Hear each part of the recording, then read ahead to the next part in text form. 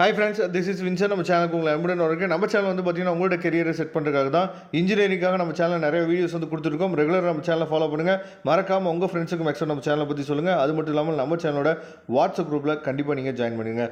Okay friends, ரொம்ப ஒரு முக்கியமான வீடியோக்குள்ள வந்திருக்கிறோம். அதாவது EC 3452 EMF, அதாவது எலக்ட்ரிக் மேக்னெட்டிக் ஃபீல்டோட இம்பார்ட்டன்ட் டாபிக்ஸ் தான் நம்ம பார்க்க போகிறோம். ஃபைனல் மினிட்ஸில் நாளைக்கு நம்ம வந்து எக்ஸாம் எழுத போகிறோம். இந்த நேரத்தில் இந்த டாபிக் கீழே இருக்கக்கூடிய எல்லாமே நீங்கள் பார்த்துட்டிங்களா இல்லையாங்கிறத மட்டும் ஒன்ஸ் நீங்கள் வெரிஃபை பண்ணிங்க, அதுவே போதுமானது.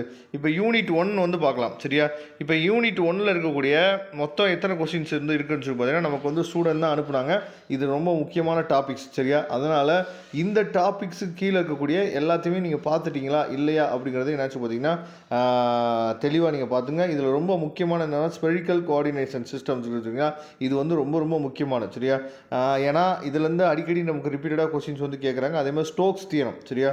இந்த ஃபோர்த்தில் இருக்கு பாருங்கள், ஸ்டோக்ஸ் தியரம். அதே மாதிரி வந்து ப்ராப்ளம்ஸ், அந்த புக் பேக் ப்ராப்ளம்ஸை என்னாச்சு பார்த்தா யூனிட் 1 நல்லா தெளிவாக நீங்கள் பார்த்துங்க. யூனிட் 2 பொறுத்த வரைக்கும் ஒரு 5 டாபிக் ரொம்ப முக்கியமான டாபிக். காஸ் லாஸ் அண்ட் வந்து பார்த்திங்கன்னா அதாவது டீசஸ், இது வந்து ரொம்ப முக்கியமானது. அதே மாதிரி எலக்ட்ரோஸ்டாட்டிக்ஸ் அண்ட் பவுண்ட்ரி கண்டிஷன், சரியா? இது ரொம்ப முக்கியம். அதில் இருக்க ப்ராப்ளம்ஸ் ரொம்ப முக்கியம், அதையும் பார்த்துங்க, சரியா? இதில் இருக்க அதாவது இந்த டாபிக் கீழே இருக்கக்கூடிய எல்லாத்தையுமே பார்த்துங்க. அதே மாதிரி பாய்சன்ஸ் அண்ட் லேப்லஸ் ஈக்குவேஷன், சரியா? இது ரொம்ப முக்கியமானது. யூனிட் 3 பொறுத்த வரைக்கும் நமக்கு வந்து ஒரு 7 கொஸ்டின்ஸ் வந்து நினச்சி பார்த்தா இருக்குது. இந்த 7 டாப்பிக்கு கீழே வரக்கூடிய எல்லாத்தையுமே நீங்கள் தெளிவாக நீங்கள் பார்த்துங்க. இது நமக்கு ரொம்ப முக்கியமானது, சரியா?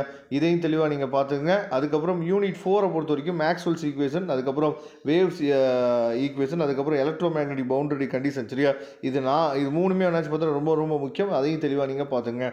யூனிட் 5 பொறுத்த வரைக்கும் நமக்கு வந்து அதாவது மொத்தமாக சேர்த்து 4 கொஸ்டின் இருக்குது, சரியா? அதுக்கப்புறம் வந்து அதாவது பிளேன் வேவ்ஸ் என்னென்னாச்சு பார்த்தீங்கன்னா லாஜிக் டைரக்ட் கொடுத்துருக்காங்க. இதை தெளிவாக நீங்கள் பார்த்துங்க. அதுக்கப்புறம் வந்து பார்த்தீங்கன்னா இந்த 4 கொஸ்டின்ஸுமே நமக்கு ரிப்பீட்டடாக கேட்குறாங்க. ரொம்ப முக்கியமானது என்னாச்சு பார்த்தீங்கன்னா இந்த அதாவது யூனிட் 4 இருக்குது பாருங்கள், இது கொஞ்சம் சின்ன யூனிட் வந்து என்னாச்சு பார்த்தா ஃபுல்லாகவே கவர் பண்ணிடலாம். அதே மாதிரி யூனிட் 5 இதையும் நீங்கள் ஃபுல்லாகவே கவர் பண்ணுறதுக்கு ட்ரை பண்ணுங்கள். இதோட PDF நான் டிஸ்கிரிப்ஷன் பாக்ஸை கொடுத்து எடுத்து யூஸ் பண்ணுவீங்க. தேங்க்யூ. நம்ம நெக்ஸ்ட் வீடியோ